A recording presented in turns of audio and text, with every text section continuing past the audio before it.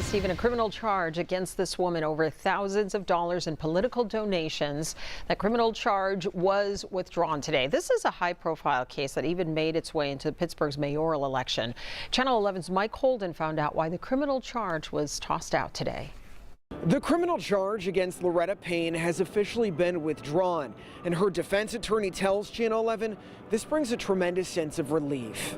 What do you want to say about the charges being withdrawn in the case? No comment. Do you have any comments about what happened?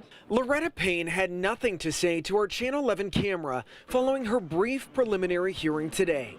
She appeared in city court where a judge withdrew her single misdemeanor count of improperly reporting by candidate and political committees. Her defense attorney, Frank Walker, applauding this move. Well, I think the district attorney's office took a different look at it. The detectives took a look at it, found out the reports were filed. The Allegheny County District Attorney's Office confirming she provided proof that the proper forms and documentation had been filed, and as a result, there was no need to move forward with the case. Allegheny County Police previously charged Payne with failing to properly document tens of thousands of dollars in campaign contributions to the Political Action Committee, African Americans for Good Government.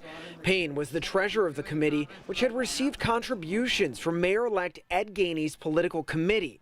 Gainey was never named in the criminal complaint, but we asked if he had anything to do with this dismissal. I don't know if there was influence because of Mayor-elect Gainey. I have no idea. Police initially alleged Payne violated the election code, that code requiring the committee's treasurer to file reports for any amount of money over $250.